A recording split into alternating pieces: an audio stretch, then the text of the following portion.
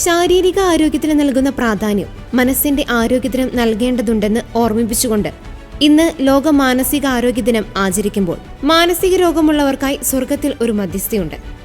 വിശുദ്ധ ഡിഫ്നയെയാണ് തിരുസഭ മാനസിക രോഗമുള്ളവരുടെ മധ്യസ്ഥയായി വണങ്ങുന്നത്. 7-ാം നൂറ്റാണ്ടിൽ അയർലൻഡിലെ ഒരു രാജകുടുംബത്തിലാണ് ഡിഫ്ന ജനിച്ചത്. 14 വയസ്സുള്ളപ്പോൾ അവൾ തന്നെ ക്രിസ്തുവിന് സമർപ്പിക്കുകയും പവിത്രത വ്രതമായി എടുക്കുകയും ചെയ്തു. താമസിയാതെ അവളുടെ അമ്മ മരിച്ചു. ഭാര്യയെ അഗാധമായി സ്നേഹിച്ചിരുന്ന അവളുടെ പിതാവ് മാനസികമായി തളരുകയും തന്റെ മകളെ വിവാഹം ചെയ്യാൻ തീരുമാനിക്കുകയും ചെയ്തു.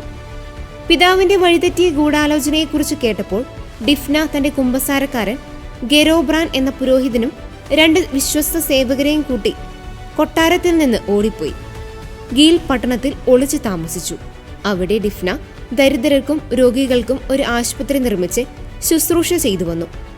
തന്റെ മകൾ ബെൽജിയത്തുണ്ടെന്നറിഞ്ഞപ്പോൾ ഡാമൺ ഗീലിലേക്ക് പോയി അവരെ പിടികൂടി. പുരോഹിതന്റെ തല വെട്ടാൻ അദ്ദേഹം ഉത്തരവിട്ടു.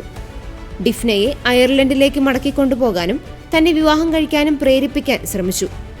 ഡിഫ്ന വിസമ്മതിച്ചപ്പോൾ ഡാമൺ കോപാകുലനായി വാളെടുത്ത് ഡിഫ്നയുടെ തലവെട്ടി. മരിക്കുമ്പോൾ ഡിഫ്നയ്ക്ക് 15 വയസ്സ് മാത്രമേ ഉണ്ടായിരുന്നുള്ളൂ.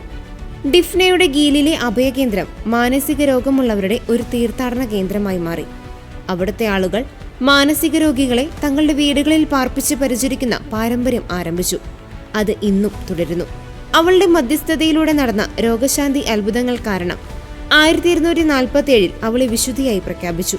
മാനസികവും വൈകാരികവും നാഡീസംബന്ധമായ പ്രശ്നങ്ങളാൽ കഷ്ടപ്പെടുന്നവർക്കും ലൈംഗിക അതിക്രമങ്ങൾക്കും പീഡനങ്ങൾക്കും ഇരയായവർക്കും മധ്യസ്ഥയാണ് വിശുദ്ധ ഡിഫ്ന.